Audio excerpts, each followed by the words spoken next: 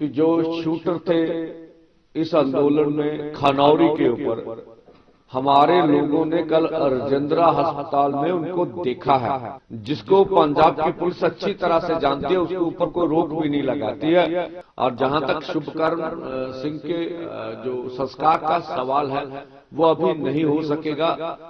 आज दोनों बॉर्डरों के ऊपर शाम को शहीदों को समर्पित कैंडल मार्च किया जाएगा और इसके बाद 25 को, जैसा कि आपको मालूम होगा कि 26 को WTO की फिर वार्ता हो रही है, उसके उपलक्ष्य में दोनों बॉर्डरों के ऊपर हम कन्वेंशन कराएंगे और WTO के ऊपर बोलने के लिए कोई बुद्धिजीवी को बुलाया जाएगा, अपनी बात रखेंगे।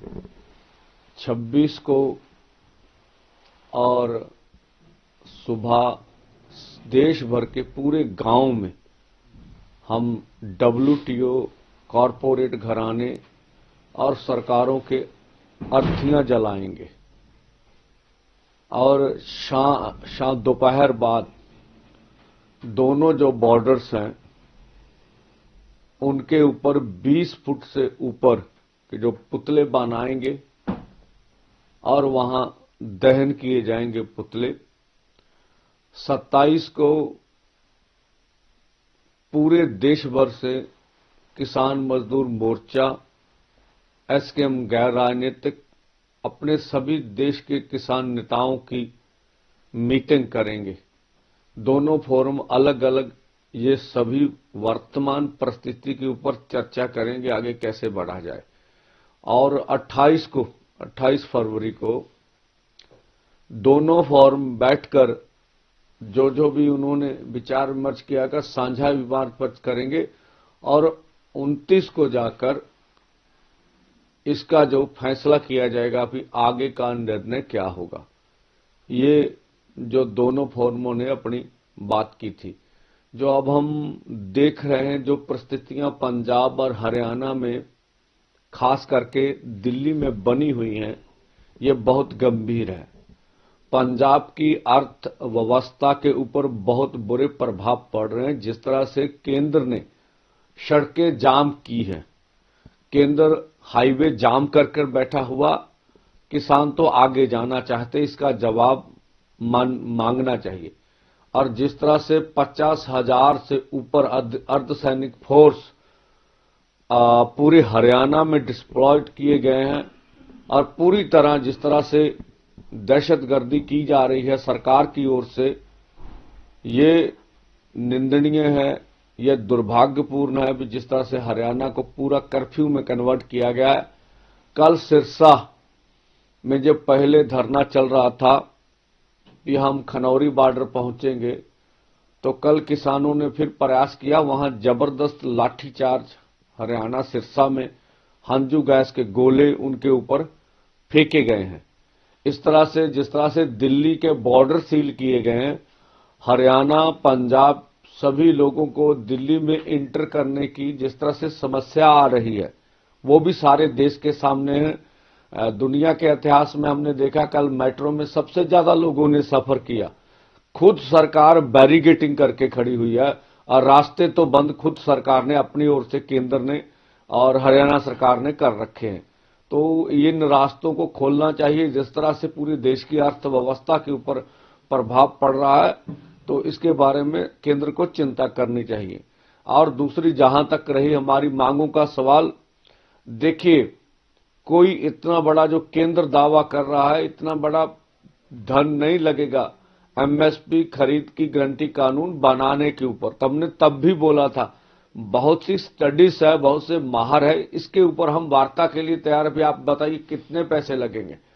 तो 1.5 लाख करोड़ से अधिक रुपए इनके ऊपर लगने वाले नहीं है। आप पाम ऑयल जो है 1.25 लाख करोड़ रुपए से बाहर से मंगवा रहे हैं। अगर MSP लीगल गारंटी कानून बना दे तो देश का किसान खुद फसल पैदा करेगा और आपको बाहर से डॉलर लगाकर कोई भी चीज, खेती के जो तेल बीज और दाल बीज मंगाने की जरूरत नहीं पड़ेगी। तो इसके बारे में केंद्र खुद निर्णय करे कि वो क्या करना चाहता। और जिस तरह से पंजाब के अंदर मैंने कल भी बताया था कि जो शूटर थे इस आंदोलन में खनौरी के ऊपर, हमारे लोगों ने कल राजेंद्रा अस्पताल में उनको देखा है। और जब उन्होंने पड़ताल करने की कोशिश की तो पंजाब सरकार के जो पुलिस के अधिकारी थे उन्होंने कहा ये हमारे ही साथी थे, तब वहां से वो भाग निकले हैं।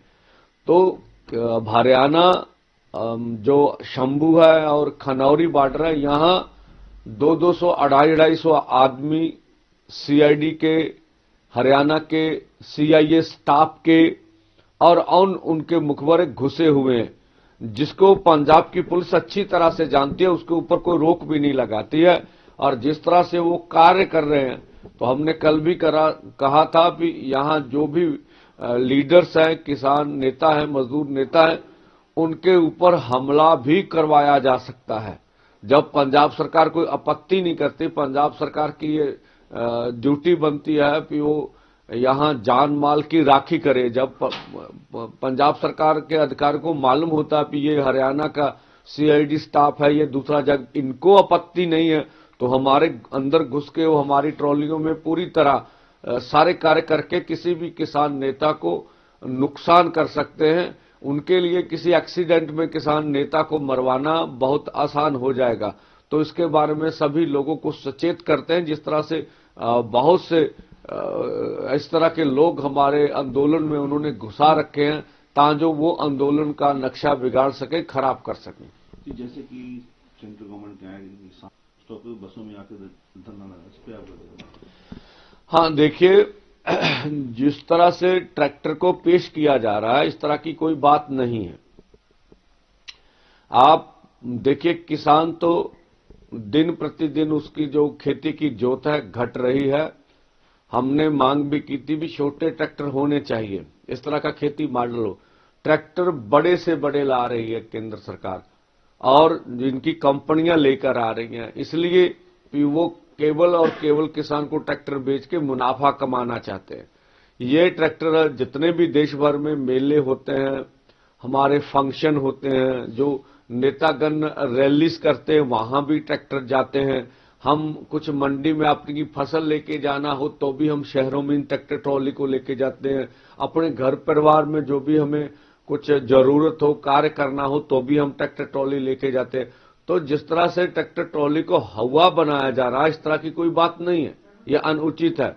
और जिस तरह से अब पंजाब सरकार, आज गृह मंत्री का हमने देखा बयान है कि पंजाब सरकार को जो उन्होंने अदालत ने उनको कहा है कि आंदोलन के ऊपर ज्यादा लोगों की जो है वो भीड़ इकट्ठी नहीं होनी चाहिए, ज्यादा लोग नहीं आने चाहिए।